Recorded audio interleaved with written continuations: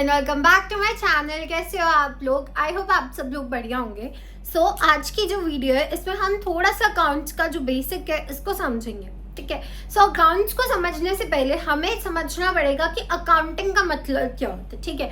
Accounting का मतलब क्या होता है? It refers to a systematic process जिसमें आप क्या कर रहे हो, यू आर आइडेंटिफाइंग। आप आइडेंटिफाई करोगे, मेजर करोगे, रिकॉर्ड करोगे, classify, summarizing, interpreting and then communicating the financial information to the users। अब ये है हमारा अकाउंटिंग। इसका मतलब क्या है कि आपने एक ऐसा प्रोसेस है, अकाउंटिंग क्या है, एक ऐसा प्रोसेस है जिसमें आप क्या कर रहे हो, जो भी आपके फाइनेंशियल ट्रांजैक्शंस है, जो भी आपकी ट्रांजैक्शंस हो रही है, उन्हें क्या करोगे, सबसे आप पहले आइडेंटिफाई करोगे। आइडेंटिफाई का मतलब है कि सबसे पहले आप ये फाइंड आउट करोगे कि क्या वो हमारी फाइनेंशियल ट्रांजैक्शंस है, क्या वो हमारी जो ट्रांजैक्शन हो रही है क्या वो क्वांटिटेटिव टर्म्स में है, पैसों के टर्म्स में है। सो ये जो आप आइडेंटिफाई करोगे, इस हिसाब से आइडेंटिफाई करोगे कि जिस भी आप कंट्री में अपना अकाउंटिंग के जो अकाउंटेंसी है उसको यूज कर रहे हो, उस कंट्री के हिसाब से आपका जो है वो यूज किया जाएगा। फॉर एग्जाम्पल अगर हम अमेरिका की बात करें, अगर आप अमेरिका में अकाउंट्स जो है मेंटेन कर रहे हो, तो वहां पे कैसे आप आइडेंटिफाई करोगे, आपकी ट्रांजैक्शंस आइडेंटिफाई की जाएंगी in terms of dollars. India में करोगे तो in terms of Indian rupees होगा। सो आपको सबसे पहले क्या करना है, यू हैव टू आइडेंटिफाई कि कौन सी ट्रांजैक्शन हो रही है, क्या ये ट्रांजैक्शन हमारी क्वांटिटेटिव टर्म्स में है, कहीं क्वालिटेटिव टर्म्स में तो नहीं है। अगर क्वालिटेटिव टर्म्स में है तो आप उसको इग्नोर कर दोगे, एंड अगर वो क्वांटिटेटिव टर्म्स में और उसमें मनी इन्वॉल्व हो रही है, सो आप क्या है उसे एज एन क्या करोगे, अकाउंटेंसी में आप उसके क्या ऐड कर सकते हैं। Next you have to measure them. Measure मतलब इन टर्म्स ऑफ आपको क्या करना है, जो आपने जो भी आपकी कंट्री की करेंसी है उस टर्म्स में आपने क्या करना है, इन्हें मेजर करना है। Then you have to record them, ठीक है। आपको क्या करना है, इन्हें रिकॉर्ड करना है एक बुक में। देन आप इन्हें क्लासिफाई करोगे, then you will summarize it, and summarize करने के बाद उनसे क्या आपको इन्फॉर्मेशन मिल रही है उसे इंटरप्रेट करके उन्हें कम्युनिकेट कर दोगे उन तक जो भी इन फाइनेंशियल इंफॉर्मेशन को समझना चाहते हैं, जिन्हें ये फाइनेंशियल इंफॉर्मेशन चाहिए। अब हमारा पर्पस क्या अकाउंटिंग को समझने का, या अकाउंटिंग हमें क्या चीज देती है। सो अकाउंटिंग से हमें ये पता चलता है कि हमारे पास कितने रिसोर्सेज थे और हमने उन्हें कैसे एलोकेट किया है, ठीक है, कैसे हमने उन्हें एलोकेट किया और इस एलोकेशन से हमें प्रॉफिट हुआ है या लॉस हुआ है at the end of the year. Okay, ये है हमारा अकाउंटिंग। इसीलिए हम अकाउंटिंग करते हैं ताकि हमें ये पता चले कि हमारी कंपनी कहाँ स्टैंड कर रही है at the end of the accounting year. अब अकाउंटिंग ईयर को समझते हैं एक बारी कि अकाउंटिंग ईयर क्या होता है। सो हमारा जो अकाउंटिंग ईयर होता है वो यूजुअली अकाउंटिंग ईयर हमारा स्टार्ट होता है 1 अप्रैल से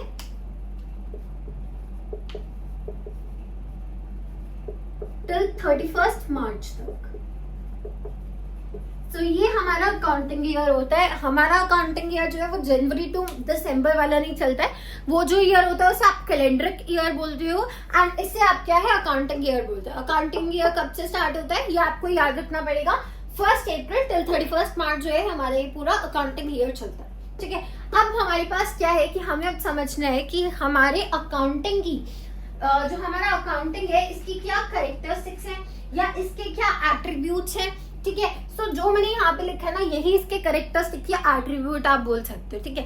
क्या कैरेक्टरिस्टिक है, आइडेंटिफाई करो। मैंने आपको एक्सप्लेन कर दिया, हाउ टू आइडेंटिफाई कि ये जो ट्रांजैक्शन है फाइनेंशियल नेचर है या नहीं। अगर ये फाइनेंशियल नेचर की नहीं है इसे साइड पे कर दो, अगर ये फाइनेंशियल नेचर की है तो अपने पास रख लो इसे संभाल के, ठीक है। नेक्स्ट मेजरिंग, मेजर करना इन टर्म्स ऑफ कि आपके इंडियन रुपीज में या जिस भी जगह पे आप हो, जिस भी कंट्री में आप उसको यूज कर रहे हो उसके जो भी आपकी करेंसी जहाँ पे यूज होती है उसके हिसाब से आपको करना है, रिकॉर्ड करना है। अब आप रिकॉर्ड क्या करोगे, लिसन, यहाँ पे आपको बहुत ध्यान से सुनना पड़ेगा। First what you have to do is you have to record. Record मतलब आपने अब यहाँ पे क्या करना है, अब आप बनाओगे अपनी जर्नल एंट्रीज। जर्नल एंट्रीज का मतलब आपने डायरेक्टली सिर्फ लिखा। जैसे कि अगर आप देखो क्या होता है, बहुत सारी जो शॉपकीपर्स होते हैं, आज भी काफी सारे ऐसे शॉपकीपर्स हैं, लोकल किराने की स्टोर है, जो क्या करते हैं नोटबुक बना के रखते हैं जिसमें वो डेली की सेल्स लिख रहे होते हैं, जो भी एक्सपेंस होता है या जो भी डेली बेसिस पे जो भी चल रहा है वो पूरा लिखते हैं, ठीक है। At the end of the year वो क्या करते हैं, वो उसको चेक कर लेते हैं। या यूजुअली अब क्या कर रहे हैं लोग कि वो कंप्यूटर में एड ऑन कर देते हैं कि यार आज हमने इतना जो है सेल की है, इतनी हमने परचेज की थी, ये सारे हमारे एक्सपेंसेस हुए। या आप क्या कर रहे हो, आप रिकॉर्ड कर रहे हो, ठीक है। इसके बाद आपने क्या करना है, इसके बाद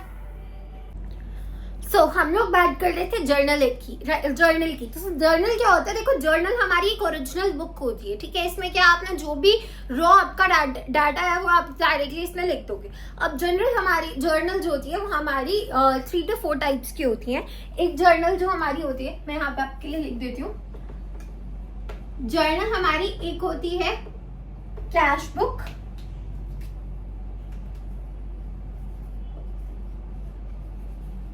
परचेज बुक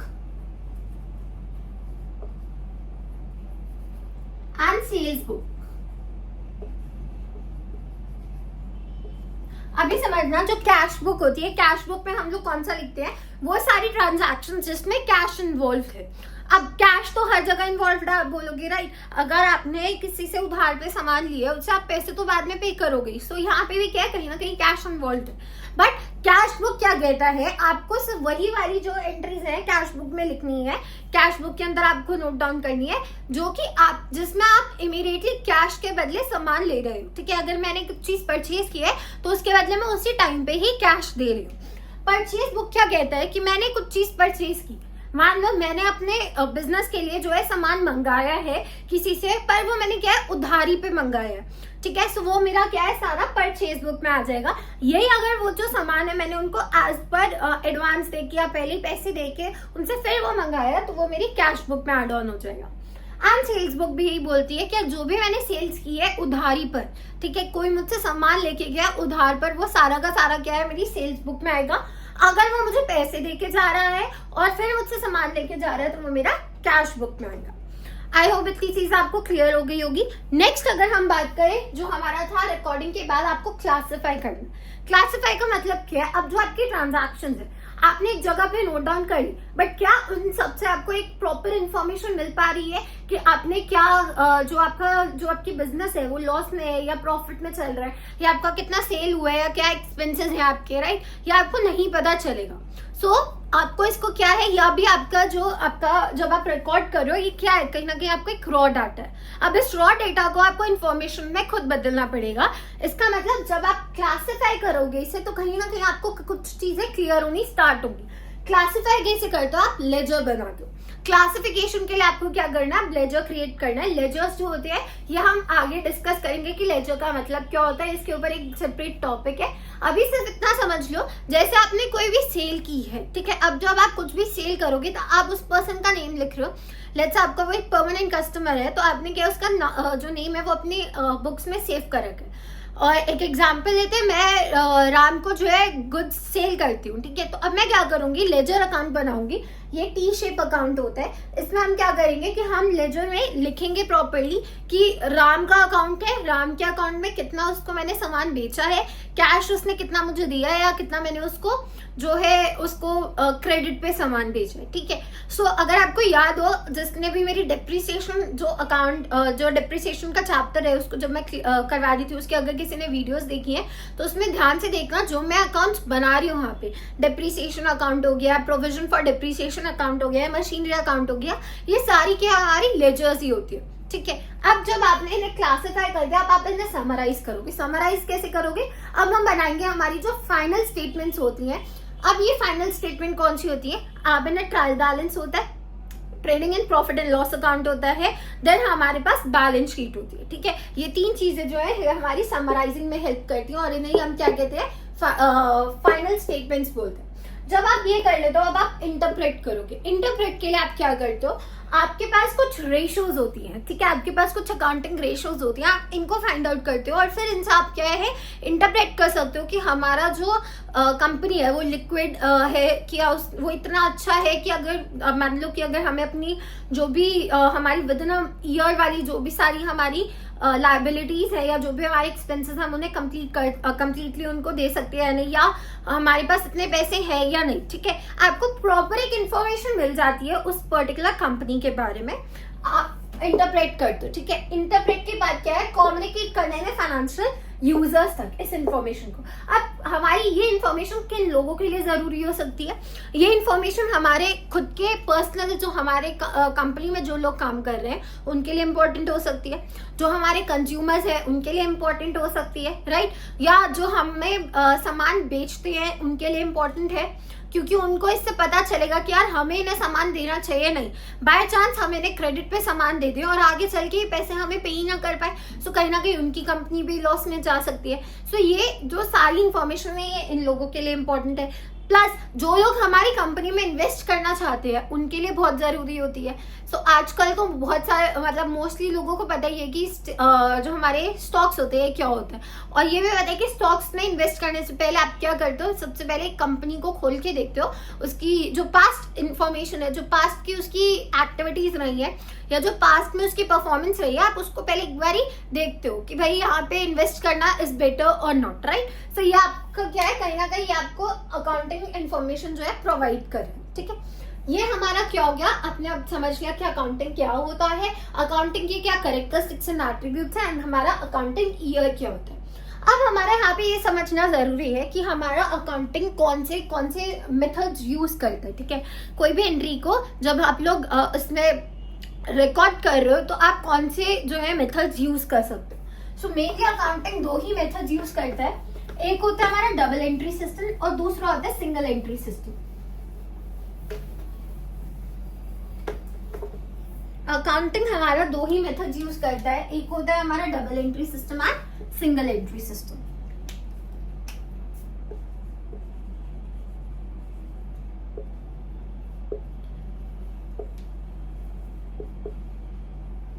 देखो डबल एंट्री सिस्टम क्या बोलता है कि अगर आपकी कोई भी आप ट्रांजैक्शन कर रहे हो, ठीक है, उसकी वजह से क्या होगा, आपका ड्यूअल इफेक्ट आएगा, मतलब दो जगह पे इफेक्ट आएगा। एंड सिंगल एंट्री सिस्टम क्या कहता है, सिंगल एंट्री सिस्टम कहता है कि अगर आप कोई भी एंट्री कर रहे हो, कोई भी ट्रांजैक्शन कर रहे हो, उसमें आपका सिर्फ एक ही अकाउंट जो है वो क्या है, आपका अफेक्ट होगा, बाकी सब नहीं होंगे। अब इसे एक एग्जांपल के थ्रू समझते हैं। पहले हम डबल एंट्री सिस्टम को समझते हैं। लेट्स से मैंने आज क्या है, एक गुड्स परचेज किया, ठीक है, मैं कोई गुड्स परचेज कर रही हूँ अपने बिजनेस के लिए, ठीक है। अब इस केस में क्या होगा, देखो मैंने गुड्स परचेज किए, मतलब मेरे दो चीजें जो है, दो अकाउंट्स जो है इफेक्ट होने चाहिए। कौन सा, क्योंकि मैंने परचेज किया, इससे मेरी जो है स्टॉक्स या जो मेरी इन्वेंट्री है या जो मेरा एसेट है वो क्या हो गया, इंक्रीज हो गया।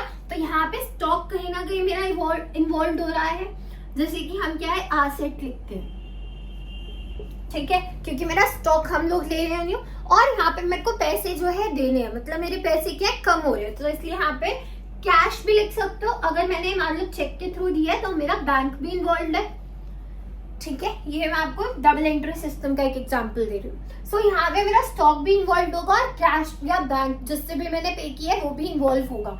सो यहाँ पे डबल एंट्री सिस्टम क्या कहता है कि मैं क्या करूंगी, यहाँ पे मेरा ड्यूअल इफेक्ट आएगा। एसेट साइड पे ही मेरे बेशक दोनों जो ये दोनों है, वैसे हमारा एसेट ही होता है, बैंक भी हमारा एक एसेट है क्योंकि ये पैसे हमारे पास पड़े हैं, और हमारा जो इन्वेंट्री या स्टॉक जैसे आप बोलते हो वो भी हमारा क्या होता है, एसेट होता है। सो इस केस में मेरा ड्यूअल इफेक्ट किस साइड पे आ रहा है, दोनों ही जो इफेक्ट है वो मेरा एसेट साइड पे आ रहा है, राइट है ना। सो ये क्या कहता है कि यहाँ पे दो अकाउंट्स कहीं ना कहीं आपके जो है यूज होंगे, दो अकाउंट्स में कहीं ना कहीं आपका इफेक्ट आएगा। सो स्टॉक इंक्रीज हुआ, स्टॉक इंक्रीज होने की वजह से मेरा कैश या बैंक जो है वो कम हुआ। बट सिंगल एंट्री सिस्टम क्या कहता है, सिंगल एंट्री सिस्टम बोल रहा है कि मान लो मैंने आज लोन लिया है, ठीक है, मैं क्या करूंगी, इस लोन को जब मैं सिंगल एंट्री सिस्टम में शो करूंगी तो मैं इस लोन को एज एन इनकम ही दिखाऊंगी। सो मेरा जो है सिर्फ इस केस में कैश या बैंक जो है वही इंक्रीज होगा एंड कुछ कहीं और इफेक्ट नहीं आएगा, ठीक है। बट यही अगर आप सिंगल एंट्री अगर आप डबल एंट्री सिस्टम में ये करोगे तो इस केस में क्या होगा, कैश एंड बैंक इंक्रीज होगा और आपके जो क्रेडिटर्स है जिन्हें आपने पैसे देने हैं वो भी क्या है, इंक्रीज हो जाएगा।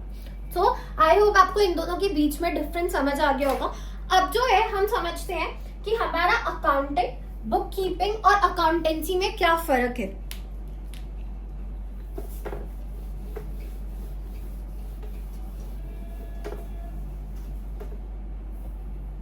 हम क्या समझेंगे कि हमारा बुक कीपिंग वर्सेस अकाउंटिंग